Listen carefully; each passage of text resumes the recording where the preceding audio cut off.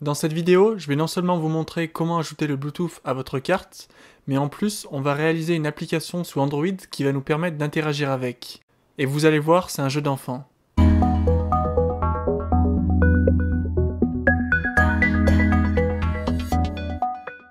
Il existe un certain nombre de modules Bluetooth, mais celui que je vous conseille d'utiliser est le module HC06. Il n'est vraiment pas cher, performant et très facile à utiliser.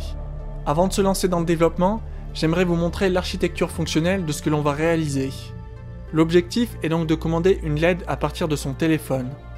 L'application Android va donc envoyer au module Bluetooth une information d'état, et c'est ensuite le module Bluetooth qui va transmettre cette information à l'Arduino à travers une liaison série. Commençons donc par câbler le schéma suivant. Une fois de plus, soyez prudent, le module s'alimente en 3V3 seulement.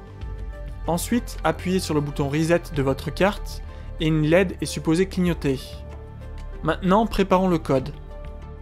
Commençons par déclarer l'utilisation du module HC06 à travers une liaison série. On déclare une variable message reçu qui stockera l'information transmise par le module Bluetooth. On initialise ensuite les liaisons série. Concernant la boucle infinie, l'algorithme va consister à détecter la présence d'un message venant du HC06 et s'il y en a un, on va lire caractère par caractère parce que c'est la méthode la plus fiable. C'est uniquement ensuite, en fonction du message reçu, que nous allons oui ou non allumer la LED. Le schéma est câblé, le code est prêt, passons désormais à l'application Android avec App Inventor. App Inventor est une interface de développement d'applications sous Android développée par le MIT et vraiment très intuitif. Rendez-vous donc à l'adresse suivante et cliquez sur Create. Il vous suffira d'avoir un compte Gmail pour accéder à l'interface. À partir de maintenant, il est nécessaire de comprendre que l'interface est décomposée en deux parties. Une partie designer, où vous concevez l'interface graphique en choisissant les fonctionnalités que vous souhaitez utiliser et leur aspect d'un point de vue purement esthétique. Et c'est la partie bloc qui sera ensuite utilisée pour décrire comment vont interagir toutes les fonctionnalités que vous avez intégrées dans la partie designer.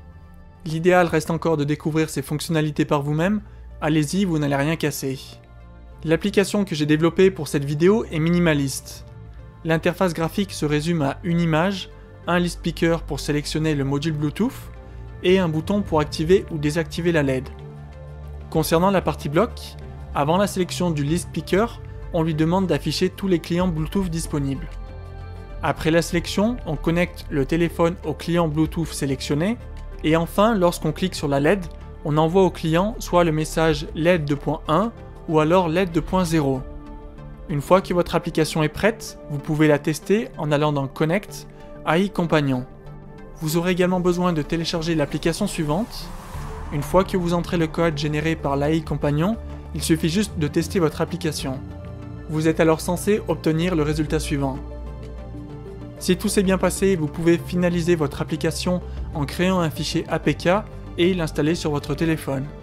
Maintenant que vous maîtrisez les bases, vous devriez être autonome pour créer l'application qu'il vous faut.